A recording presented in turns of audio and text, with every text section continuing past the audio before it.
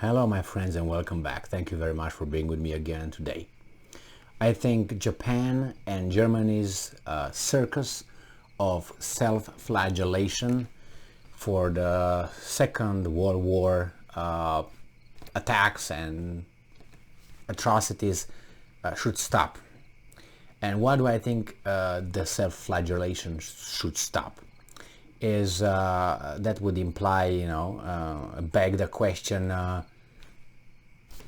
how long are we going to do it? For how long, do these two countries must self-flagellate? For how long? They've been doing that from 1945. Now it's 2022. How much longer will suffice the ones who demand that to be, performed? Let me give you an analogy. You have a family, you have a relationship, a woman and a man. Let's say they're married, and one of them, cheats with someone else, gets involved with another, female, male, whatever it might be, whomever. Well, that person gets caught or whatever. Now there's two options over here. I think, one, well, I caught you doing that. That's it. This is the line. I'm leaving, and that's it. Done with that. Now the other one is, you know what? We're going to stay together. I'm not going to leave you, but I will torture you daily by pointing out to you that you owe me something forever and ever until we separate through death. Now, you might say, okay, why should the other person stay then? I understand the person who cheated, right? He broke the trust and all, it caused damage and hurt the other person. But you go and torture, make the other person less of a human every day by, telling that person, oh, you cheated on me, go and buy milk. Oh, you cheated on me, now you go and wash the dishes. Oh, you cheated on me, now you do this. And something like that is slave master forever. So the other person should leave. So kind of is like right now. It doesn't mean that the person who cheated is just gets oh, that's it, you stay with me, I did it, that's it, my bad. No, he has to show remorse, right? Sincere. If it's not, then useless to stay with that person. Has to change, and change means behavior, not change by talk. Your behavior is the change, and so on. And if that happens again, that's it. How many times you gonna go? So the same here, I think, here with Germany and Japan.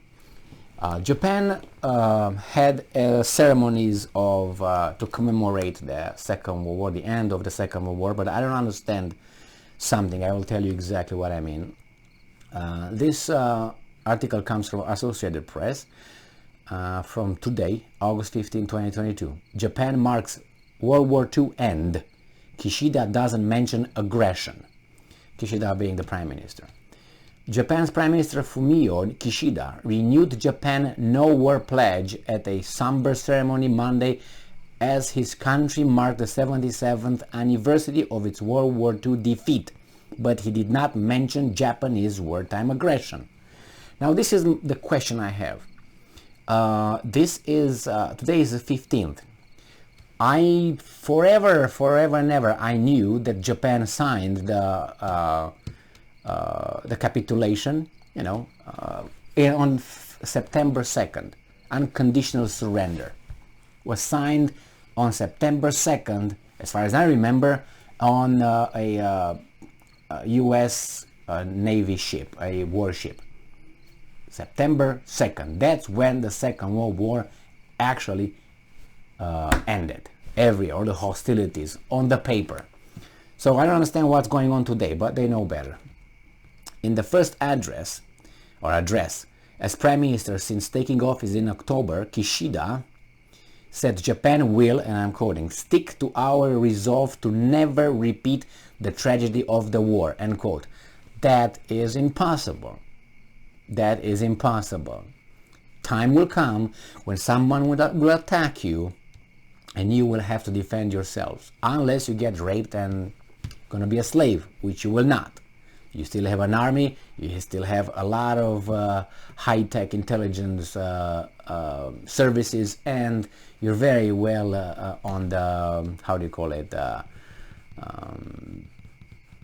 high-tech end. So yeah, you might not have 3,000 rockets or 3,000 fighter jets, but you have other things that you can develop in a second. And I'm pretty sure, but they don't have resources. That's Japan's problem. They don't have natural resources, so they need other places. So if you cut Japan off, cannot produce anything but sand and salty water. That's a reality. I think they have some silicium or something, but not something, oh my god. Kishida did not mention Japanese aggression across Asia in the first half of the 20th century or the victims in the region. The omission was a precedent set by the assassinated former leader Shinzo Abe, who has pushed to whitewash Japan's wartime brutality. Now this is where I intervene and I say, okay, for how long these guys have to flagellate themselves in front of you guys and us for what they did? It's horrible. Horrible. Is now what? Does Mongolia have to go and cry and tell everybody how bad Genghis Khan was? And or what? Is now the Israeli have to go and tell everybody around that they exterminated the Amorites and Damalites and Kamalites because God told them so? Is that what we ask? Or you can go on and on and on with this. I mean, what are you going to ask the people from what was it, Haiti? Was it Haiti who massacred all the French who were on the island? Will they, will they go and say to France, "I'm sorry"? And the French say, well, we're sorry, we just came over your island. I mean, we brought you in or whatever, who brought you over there forcefully and took over and so on, and then you massacred all of us. Is that how it goes? I think it was Haiti, wasn't it? I think it was Haiti. So it's not only that. It's how long do you go back to point fingers and how, I mean, it's like nobody is guilty. Okay, these guys are guilty, committed crimes, 100%. But how long? The same with the Germans. Every year they come in front of the, over there in Normandy and of the D-Day, and everybody's, yeah, all right, and the Germans have to shit on themselves all the time. For how long? When will this stop?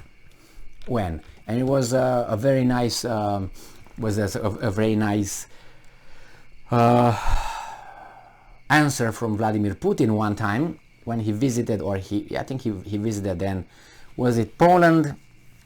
I think, yeah, he was, when he was Prime Minister, he was with the Prime Minister of Poland, and it was a weasel person who asked a question, a media person, and said, well, what about the Ribbentrop-Molotov? Are you gonna, again, auto-flagellate? Are you gonna apologize for that, for invading Poland? And Putin said, you know what, let me get my fucking big stick here, I'm gonna tell you. And he's got it out, did like this, and bang, smacked her over her beak. And he said, listen, we did this many times. In 1991, when it was USSR collapsed, we said that was wrong and that was this and that.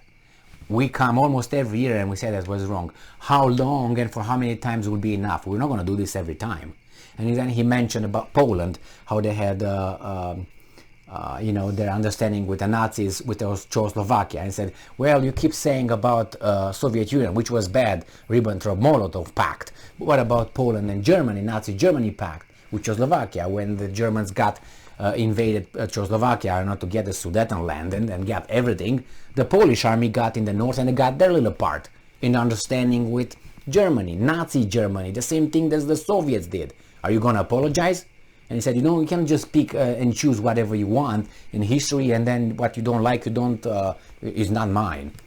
Like that Austin Powell with that sex pump or something, the Swedish. It's not mine, the same here, the Polish. It's not mine. Yes, it's yours. Yeah, no, it's mine. Well, give it to me. So it's just, and he was right.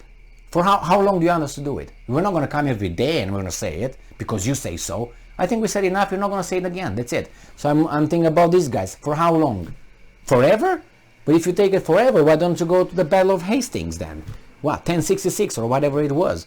And you, again, who's gonna, the Normans are gonna be telling the Saxons or whomever was over there, I don't know, they're gonna always cry or something? For how long? And these things is just like in the kindergarten, you try to put someone down. The same with a cheating family. For how long? For how long are you going to point that out to me? Because one day I will say, you know what, screw you, pack my bag and leave. Or from the very, very beginning, like the Russians said, the Poles, we're done, we took our bag and left. You have your own shitty problems. You keep pointing that to us, the Ribbentrop-Molotov. We know your history as well, and you know it, but you hide it underneath the carpet. For how long? Yes, thank you. He didn't mention aggression. Are you independent? Are you sovereign? Are we friends? What are we? Obviously, they're not sovereign. They have U.S. Army over there. They're still under occupation, like Germany as well. For how long? For how long and why? The new generation. It's like the Americans should not have. I don't know. Just the Philippines army in the United States should not be. If you look at the Philippines, should not be Mexican army in the United States to prevent the United States to do again what they did with Mexico or with the Philippines. No, I mean, it's just BS. Thank you very much for being with me again today. Stay strong, stay smart, look for the truth, and be just.